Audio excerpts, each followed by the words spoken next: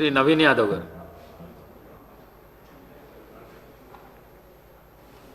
Speaker గారికి, deputy speaker గారికి, గౌరవ ముఖ్యమంత్రి గారికి, మంత్రులకు, గౌరవ మంత్రులకు, సభ్యులకు, అధికారులందరూ కూడా నమస్కారం.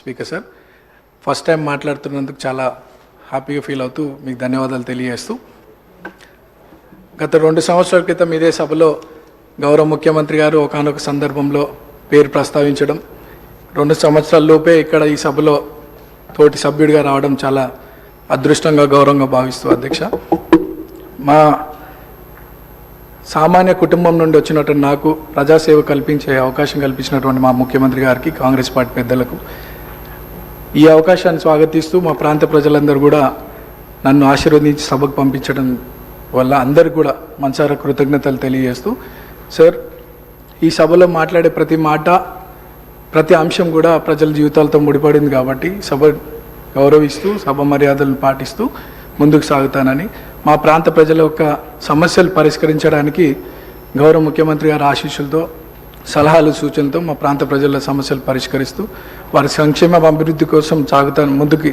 అదే నా లక్ష్యంగా పెట్టుకొని ముందుకు సాగుతానని. అట్లానే మా ప్రాంతంలో కృష్ణానగర్ అనే ఒక ఏరియా ఉంది సార్, దాదాపు 30-40 సంవత్సరాల నుండి అక్కడ వర్షాకాలంలో చాలా వర్షం వల్ల చాలా ఇబ్బందులకు గురవుతున్నారు ప్రజలు. మా మంత్రులు అధికారుల దృష్టికి తీసుకెళ్ళినారు, అది పని కొద్దిగా ఆలస్యం అవుతుంది, తొందరగా పూర్తి చేయాలని ఒకటి సభ ద్వారా కోరుకుంటున్నాను.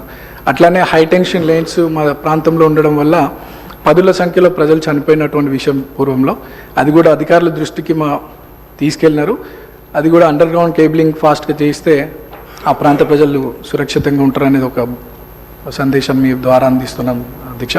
అండ్ చాలామంది పిల్లలు కూడా అక్కడ చదువుకొని 10th తర్వాత ఫైనాన్షియల్ ప్రాబ్లం వల్ల చదువుకోలేని పరిస్థితి. సో అక్కడ ఒక ఇంటర్మీడియట్ అండ్ డిగ్రీ కాలేజ్ కూడా వస్తే బాగుంటుందని ఒక అభిప్రాయం తెలియజేస్తూ నాకు ఈ అవకాశం ఇచ్చినటువంటి మీకు థ్యాంక్స్.